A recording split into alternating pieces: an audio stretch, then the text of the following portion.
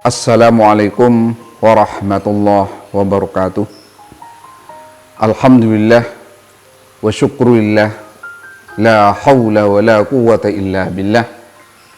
Ashhadu an la ilaha illallah wahdahu la syarika lah, wa ashhadu anna Muhammadan abduhu wa rasuluh, la nabiyya ba'dah. Hadirin pemirsa yang dirahmati oleh Allah Subhanahu wa taala, Rasulullah sallallahu alaihi wasallam bersabda, arba'u dhawahira fi jismi bani Adam. Ada 4 mutiara yang sengaja yang diberikan oleh Allah Subhanahu wa taala kepada manusia agar manusia bisa hidup bahagia baik di dunia maupun di akhirat. Saya ulangi, ada 4 mutiara yang sengaja diberikan oleh Allah Subhanahu wa ta'ala pada diri manusia sehingga manusia bisa hidup bahagia baik di dunia maupun di akhirat. Apa 4 mutiara itu? Yang pertama, kata Rasulullah, al-aqlu, akal. Al-aqlu, akal. Itulah sebabnya di dalam Al-Quran Allah Subhanahu wa ta'ala selalu mengingatkan ketika ada hamba-hambanya yang membangkang terhadap perintah Allah Subhanahu wa taala, Allah menyampaikan dengan kalimat pertanyaan, afala ta'qilun, afala ta'lamun, afala tadhakkarun. Selalu mempertanyakan, apakah engkau tidak berpikir, apakah engkau tidak merenung, dan sebagainya. Akal akan menjadi kunci sukses manusia. Manusia yang menggunakan akal pikirannya dengan jernih, maka dia tidak akan melakukan sesuatu yang salah. Ketika dia mau marah kepada siapapun, dia masih berpikir apakah kemarahannya itu akan membuat orang lain baik, dirinya baik, atau sebaliknya. Ketika dia mau melakukan sebuah kejahatan, dia tidak akan jadi melakukan kejahatan kalau dia berpikir apa yang akan diakibatkan setelah dia melakukan sebuah kejahatan. Begitu juga dengan penemuan Allah Subhanahu wa taala, penemuan Tuhan melalui akal. Ketika kita melihat ciptaan Allah Subhanahu wa taala begitu indahnya, ketika kita melihat ciptaan Allah Subhanahu wa taala begitu baiknya, maka akal tiba-tiba mengakui bahwa Allah Maha Tinggi, Allah Maha Kuasa, Allah Maha segala-galanya. Siapa yang bisa memutuskan itu adalah orang yang berakal. Hadirin yang dirahmati oleh Allah Subhanahu wa taala, yang pertama yang diberikan oleh Allah Subhanahu wa taala adalah akal. Maka orang yang tidak menggunakan akalnya, maka manusia ini ditasbihkan sama dengan hewan. Maka manusia itu diterjemahkan, didefinisikan sebagai hayawanun natik, hewan yang berakal. Jadi ketika akalnya tidak dipakai, maka dia tidak sebagai manusia, tapi sebagai hewan. Maka hewan ketika melakukan sesuatu tidak perlu berpikir.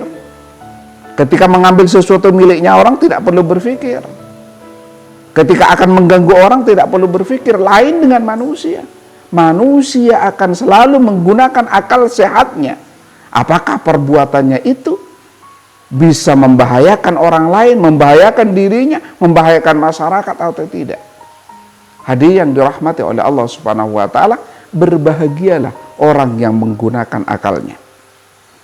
Yang kedua, ad-din, agama. Ad-din, agama. Agama adalah sebuah pengakuan manusia terhadap Tuhannya.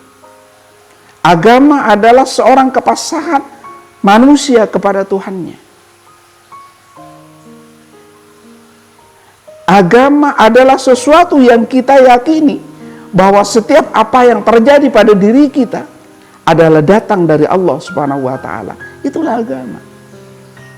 Hadirin yang dirahmati oleh Allah Subhanahu wa taala, ada 3 hal dalam agama itu. 1, kepercayaan yang kita kenal dengan akidah. Yang kedua adalah syariah, sebuah tuntunan bagaimana cara mengabdi kepada Allah Subhanahu wa taala dan bagaimana cara mengabdi kepada umat manusia. Yang ketiga adalah akhlak. Kepribadian kita, karakter kita, sopan santun kita, gerak hati kita dan sebagainya. Hadirin yang dirahmati oleh Allah Subhanahu wa taala, pijakan dari agama adalah akidah, keyakinan. Makanya tidak boleh ditawar-tawar. Tidak boleh orang yang percaya kepada Allah kemudian percaya kepada yang lain. Tidak boleh ada orang yang percaya kepada Allah Subhanahu wa taala tapi masih percaya kepada dukun. Tidak boleh ada orang yang percaya kepada Allah tapi masih percaya kepada hari dan sebagainya. Karena yang menentukan nasib baik atau buruk adalah Allah Subhanahu wa taala. Maka orang yang memiliki kepasrahan kepada Allah Subhanahu wa taala, wa may yattaqillaha yaj'al lahu makhraja. Maka Allah yang akan mencarikan jalan keluar dari segala masalah kita. Tidak perlu ke dukun, tidak perlu ke orang pintar, tidak perlu percaya kepada hari dan sebagainya. Cukuplah percaya kepada Allah Subhanahu wa taala. Maka Allah yang akan memberikan jalan keluar. Yaj'al lahu makhraja wa yarzuquhu min haitsu la yahtasib, dan Allah akan memberikan rezeki dari sesuatu yang tidak pernah kita duga. Sebesar apapun masalah manusia, pasrahlah kepada Allah Subhanahu wa taala. Cuma syaratnya kata Allah, berusaha dengan sungguh-sungguh dulu. Kemudian hasilnya pasrahkan kepada Allah Subhanahu wa taala. Nardo bil qada'i. Menerimalah keputusan yang telah diberikan oleh Allah, sebab Allah yang memiliki keputusan yang paling benar. Hadirin yang dirahmati oleh Allah Subhanahu wa taala, yang ketiga al-haya. Rasa malu. Kenapa rasa malu itu menjadi sesuatu yang dianggap berlian oleh Rasulullah SAW?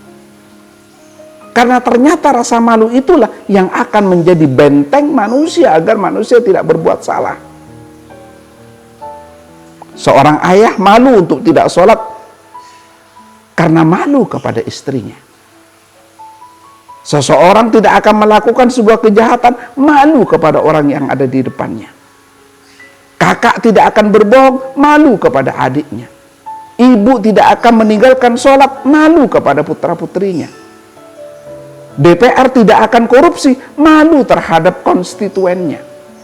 Gubernur tidak akan melakukan sebuah kejahatan malu kepada rakyat yang memilihnya. Presiden tidak akan melakukan sebuah kejahatan kalau punya malu terhadap rakyatnya. Dalam hadis yang lain, Rasulullah memberikan kalimat yang cukup indah, al-haya'u minal iman. Rasa malu itu sebagian dari iman. Yang keempat, amalus soleh, amal yang baik. Amal yang baik. Apa amal yang baik itu? Rasulullah dalam hadis yang lain menyampaikan, sebaik-baiknya manusia anfa'uhum linnas, adalah orang yang banyak memberikan manfaat bagi orang lain. Amal yang baik adalah yang pertama amal kepada Allah. Ada sholat, ada puasa, ada haji, dan sebagainya. Tahajud dan sebagainya. Kemudian amal sosial, amal kepada manusia. Seperti yang disampaikan oleh Nabi, sebaik-baiknya manusia adalah orang yang banyak memberikan manfaat bagi orang lain. Tiba-tiba ketika ketemu dengan orang lain, ada bahasa indah yang kita sampaikan, sehingga hati orang yang mendengarnya bahagia. Ketika ada orang yang keseripahan, memiliki musibah, mendapat musibah, kita empati dengan mengatakan hal-hal yang sesuatu yang baik kepada mereka, sehingga mereka memiliki semangat lagi untuk bangkit.